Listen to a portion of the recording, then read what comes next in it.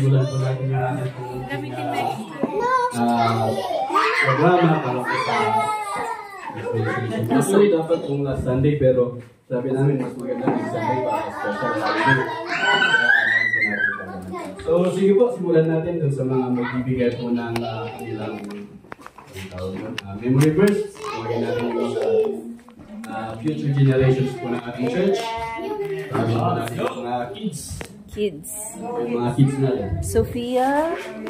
Lahat po ng kids. Sophie, Mir. Mio. Lloydie. Okay, shift right? Ito na po. Yung reciter memory verse. 1, 2, 3. Jeremiah 3:15. And I will give you pastors according to my heart, which shall feed you with knowledge and understanding.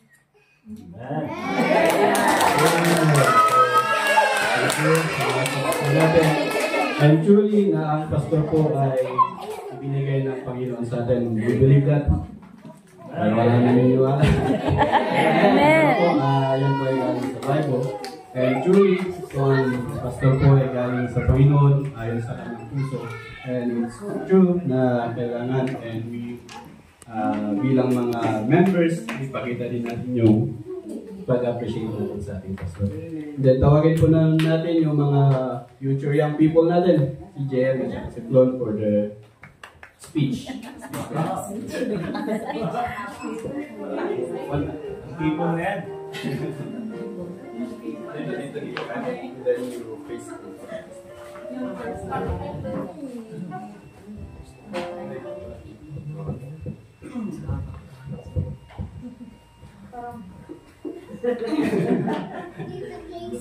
Mahal namin kayo, Pastor. Sa umpisa ng iyong pagkatawag, tila hindi mo pa naunawaan.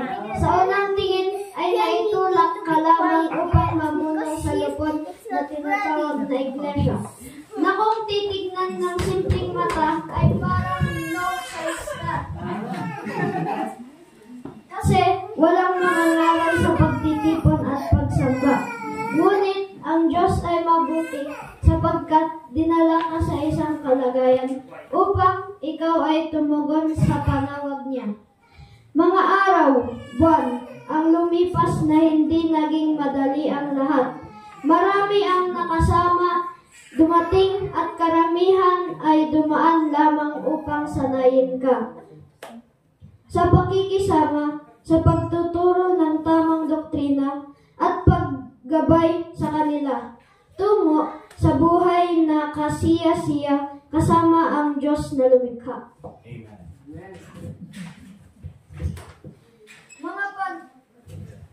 Mga panahong kailangang mamili kung kabuhayan ba para sa pamilya o paglilingkod sa Kanya. Ngunit ang totoo pala ay sinasanay ka upang magtiwala sa Kanya. At tunay nga, pinili mo ang tama at binitiwan ang ibang ginagawa upang gampanan ang iyong tawag na pagpapastol at pag-aalaga ng tupa. Ilang taon na ang lumipas at kinausap ka ng Diyos upang lalong pag-aralan ang kanyang salita. Di tumigil sa pag-aaral at pagsasaliksik sa kanya at kitang-kita kung paanong binalot ng kanyang karunungan.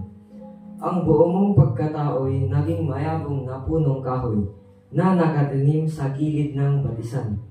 Matyaga kang nagtuturo sa iglesia at mga hinirang nagpapaalala at nagtutuwid ka tanda ng iyong pagmamahal.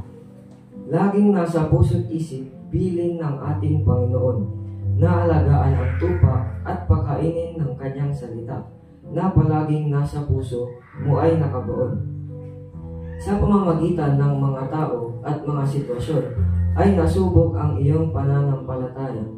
Totoong hindi ka perpekto at may kahinaang taglay pa. Ngunit kay buti ng Diyos at naging matatag ka dahil sa kanyang biyaya na pagtagumpayan at kasalukuyang pinagtatagumpayan pa ang kahinaan patungo sa direksyon ng pagiging ganap. Mabuhay pagpalain ka pa, nawa ng Diyos, aming pastor. Ito sa mensahe. At next, tuloy-tuloy na po natin para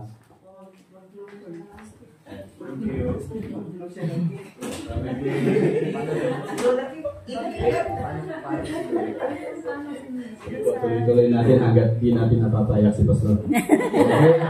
Sige po. Yan naman po sa mga mensahe naman ng mga malalapit sa puso ni Pastor.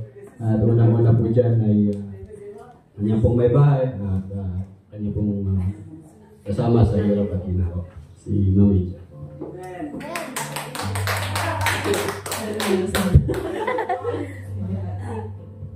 Thank you, Pastor, for everything.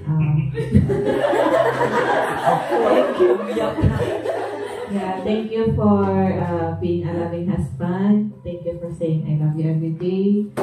Thank you for being a good provider. Thank you for being a good provider for us, Miss Sophia, for all your hard work and for doing your best. Ano pa ba? Thank you sa lahat. Thank you for being a pastor also to me. I love yung conversations natin kapag when it comes to Word of God, yung how we talk about it, especially kung may mga questions ako, may mga thoughts ako about the Word of God na andyan ka na nakausap ko. And I pray na sana that God will use you more greatly in the ministry. And I am here to support you always. I love you. Mag-ilusyon kami sa Sudan.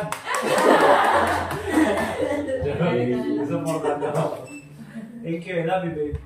Alright. Yan po yung mensahe. Tunay po. At salamat po dun sa message. Banti pa.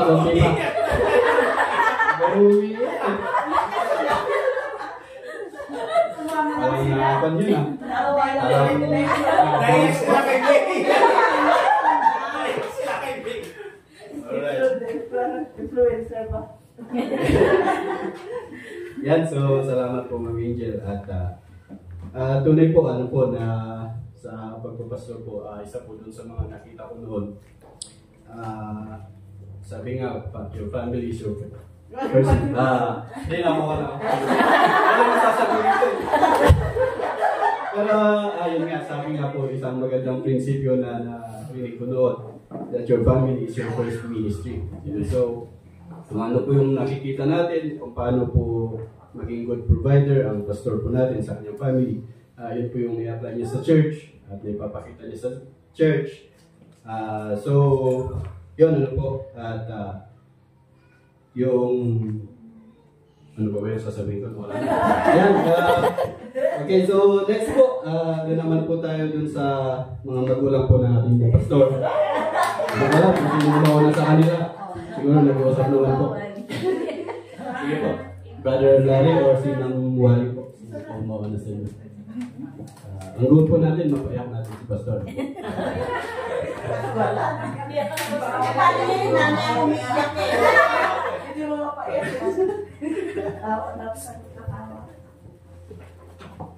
Kailangan kay MJS, iyak ako. Kay MJS.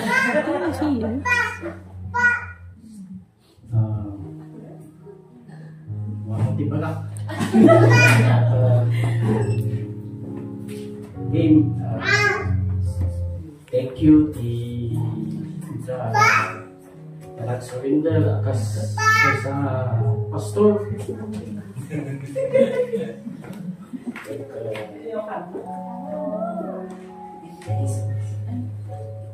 Nakita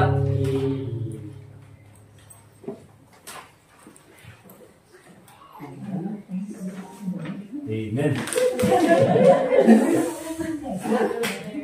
nakita ti panagtrabaho ti ako ti biyag mo.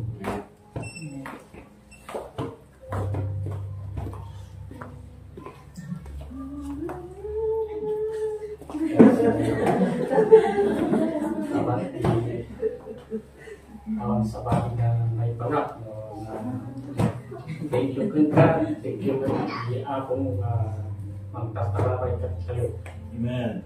And itutuloy mo na itang trabaho. Yes, sir.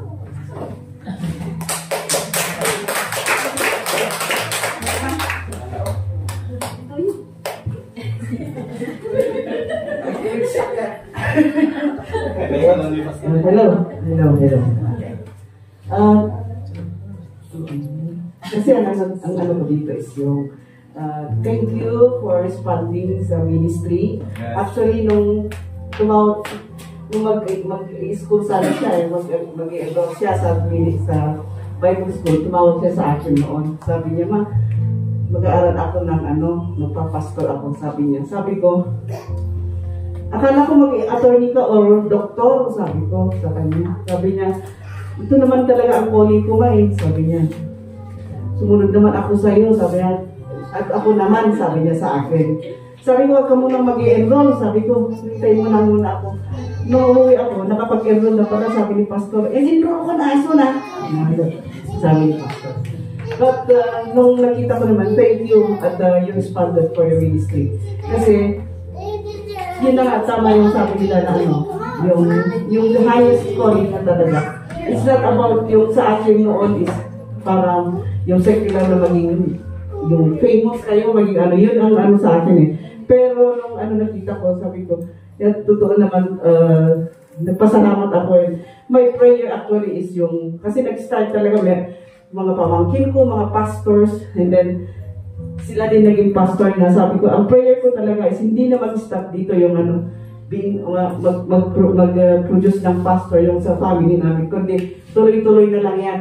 Yun ang prayer ko na magkaroon ng pastors na sa susunod pa ng generasyon. Yun ang ko. Kasi kayo parents, yung inaano ko sa inyo, yung kung sabihin ng mga anak ninyo na magpapastor sila, go for it. Encourage nyo sila, pray nyo sila. Kasi talagang, pag nakita nyo pa yung joy, na makita nyo na yung mga anak nyo na sisilbi sa Panginoon. Ang daming mga nangyari, ang daming mga circumstances, but nakita ko yung naging faithful pa rin sila. They become faithful pa rin sa Panginoon. Nagpatuloy sila, and I'm very thankful na talagang at least magkikita mo sila, mag-i-amen, ikaw na nag-i-amen eh, ikaw ang audience, number 1 na audience, yung ikaw ang number 1 na audience sa kanila. And I thank God, I praise God for that na isa siya na naging si Pastor Tim, tinawag niya, and also of course pati si Joshua. Sabi ni Pastor Sam sa akin noon, ang talino ng anak mo, ma'am, sabi niya sa akin, matalino si Tim, sabi niya. And bigyan ko lang siya ng isang matagal ko, sandali lang ha. Bigyan ko lang siya ng isang topic, sabi niya, ang na niya, talagang nagagawa niya, sabi ni Pastor Sal sa akin. And sabi niya, having one pastor in a family is a special family. How much more you have two, sabi niya naman. Sabi ko, kung nung nakita ko, yes, it's very, yung happy, yung joy na hindi nila ibigay ng world. Pag makita mo yung mga anak mo na they're serving God. Sabi nung isang pinsan ko, nung nakita niya lahat nung sa missions conference nung Sunday, sabi niya, lahat sila pastors, nandun sila sa church. Sabi niya, mahirap, nakakahiya na mag-backslide. Mga pamangkin ko, mga ko pala, mga pastors, sabi niya gano'n. So it's a joy talaga makita mo yung mga mo na pastors. So thank you, Pastor Tim. Thank you, you've been very, nakita ko, you're a good son. And even I saw father to your children and a husband as well to your wife. Thank you very much. Continue, Lord. Continue yung continue yung ministry kung saan man kayo dalhin ng Panginoon. Andito lang kami, we will pray for you and also your family. Thank you very much, church. Support din ninyo sa kay Pastor Tim. Continue lang pag-pray natin and let us pray kasi kailangan din niya yung prayer niyo, yung backup niya, yung prayer ng church para at least magpatuloy yung trabaho ng Panginoon. Thank you and God bless. to everyone. Salamat po, Ma'am Wally and Sir Harry for your message. At baka, sige po, tawagin naman natin si Ma'am Els para po sa message as a church, para siya naman po yung bigyan ng. Amen, Ma'am Els. Akala mo pastor ng appreciation eh. Meron kami binaba, pero Magsusurprise pa kayo sa akin. ano ba, kami dapat ang ma-surprise? Kasi kahapon we were praying, no, kandataan sa church kasi nag-prepare kaming tatlo. So, iniisip namin, ako baka biglang dumating si pastor, hindi pa tayo tapos. Tapos nag-message ka raw sa GC na hindi ka makaka-soul win. So, nakahinga kami and we were able to do what we can plan. So this is the message for you, Pastor. So medyo mahaba to kasi ang dami kong ginawa. Amen. So, dear Pastor team, words are not enough for us to express how grateful we are for everything you do for the Lord and your congregation. You've always been selfless and you've shown tireless effort in not only preaching the word, but also for being a friend, a brother, a father, a counselor. Thank you for your love, for your sacrifices, and for your teachings. Thank you for understanding all of us. Thank you for your silent prayer, which is powerful. Thank you for standing up strong, even in the midst of trials, and for guiding us in spite that you get weary at times. Thank you for being a good example in the faith and for being a true servant of God. Thank you for picking us up and bringing us home on Sundays and soul-winning days. Thank you, Pastor, because you chose to be a servant leader even when it's not easy. So in verse 9 for you is 2 Chronicles 15 verse 7. Be strong therefore and let not your hands be weak, for your work shall be rewarded. So you have been called, anointed, and entrusted with the greatest message ever told, the good news of Jesus Christ. So do not grow weary in proclaiming it. Even when hearts seem hard, remember, the seed of the gospel never loses its power. Every message you preach plants hope, faith, and eternal life in someone else's soul. The pulpit is not just a platform, it's a battlefield for truth. And every time you stand there, heaven stands with you. Keep declaring Christ crucified and risen. Keep shining the light even when the world prefers darkness.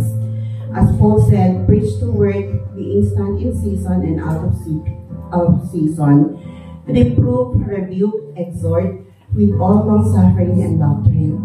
So 2 Timothy 4:2. Your labor is not in vain. The gospel you preach is still the power of God unto salvation. The same Spirit who called you still empowers you. Press on, man of God. The harvest is ready. Heaven is cheering you. So God bless. So for Ma'am Wally and si Uncle Larry, we praise God. God be praised for raising Pastor Tim and Pastor Joshua in your family to become servants of God. So I know hindi natupad yung gusto yung mga pangarap para sa kanila, but God gave them the highest calling. So you have the greatest blessing na nagagamit sila in the vineyard. So we just continue to pray for Pastor, even for Pastor Joshua.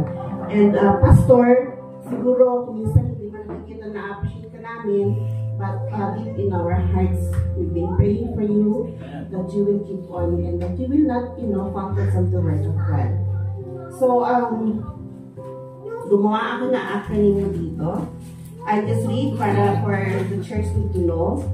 So, I titled this Pastor, but it's your name. Minister of the Lord, able to teach, resilient in trials, knowledgeable in God's word, thriving spiritually, integrity in God's work, mindful of our souls, obedient to God's call, trustworthy and humble, yielding to God's promises, blessed beyond measure, affectionate father and husband, courage to persevere, optimistic of the future, loving, long-suffering, open-minded, having a nurturing spirit, and a genuine service for the Lord. So from your HCBC Outreach family. We love you, Pastor. God bless you.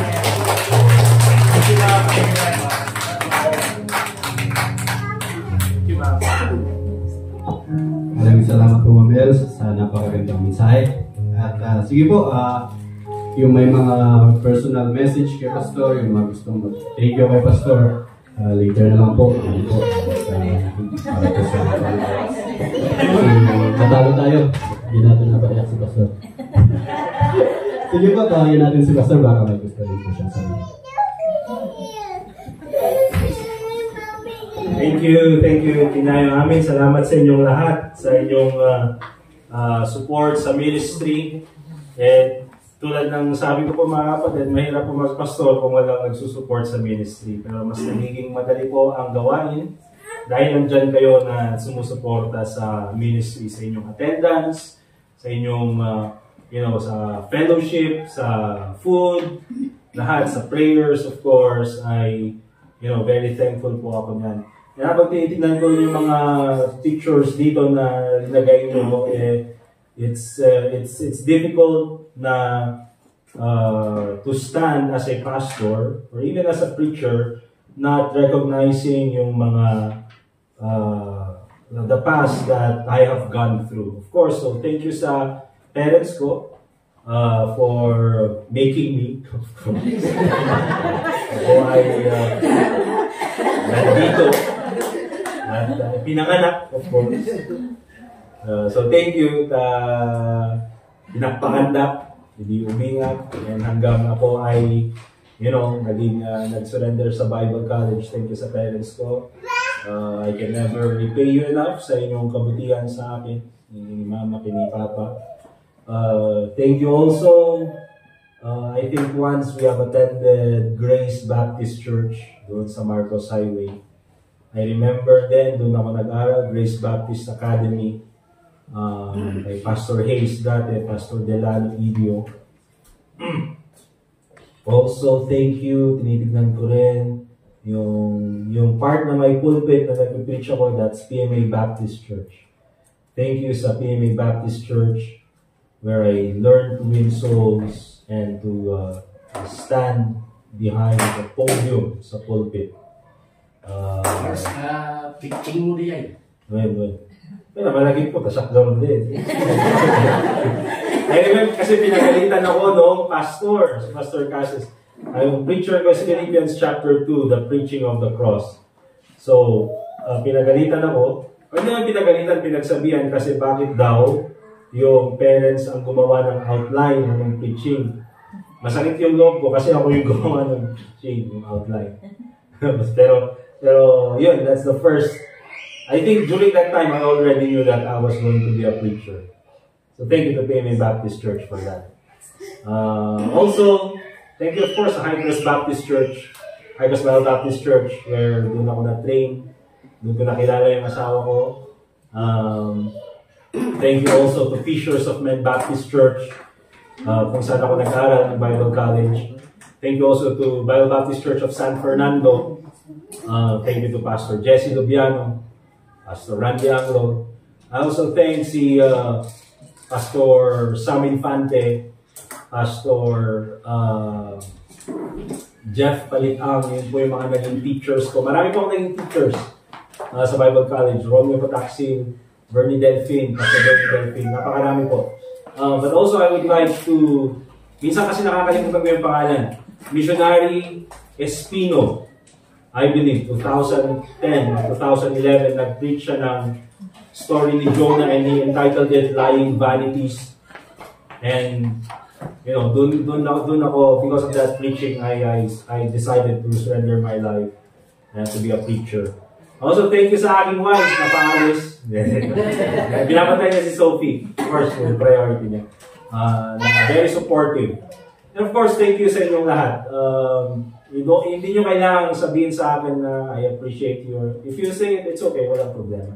May iba ganun yung kanilang express ng kanilang appreciation.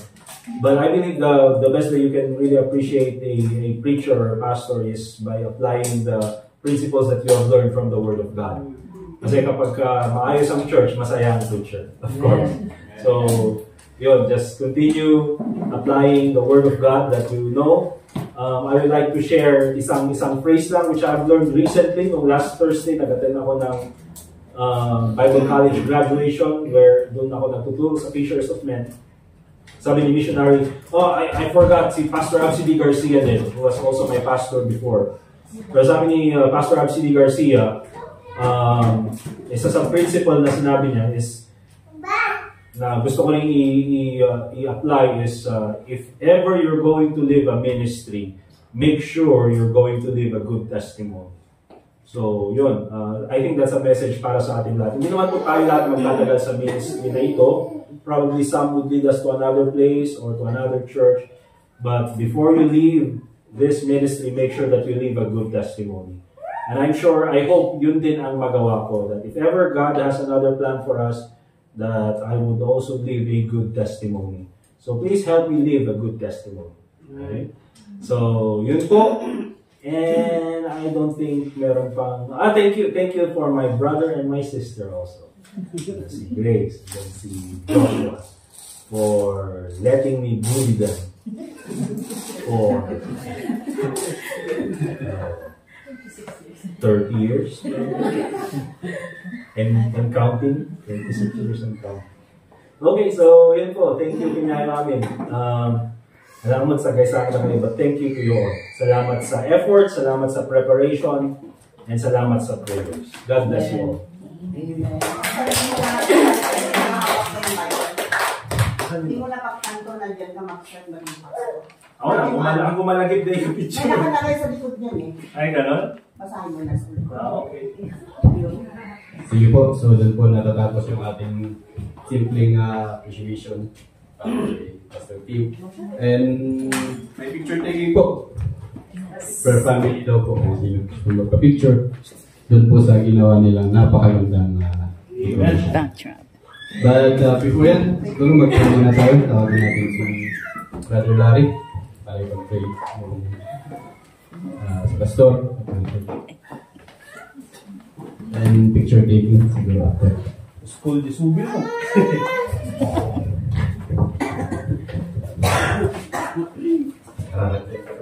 Thank you mo rin yung sama i-ayat mo. Thank you dahil testimonies na isaw iti ating sambanan ti Pagbido. Thank you ta nakamaama ni nga ayat manangaasi ka na anak mo. At tutuloy mo kasi na pinasutan ti ating church kasama kami iti datunay nga sa marunong magpanag-fellowship ni kanay di sa marunong kayo na panagtudan niya tayo ka. Dahil ka kayo sa amin, tinuntin mo di kararakan ka, tinarap Jesus. Amen. Amen.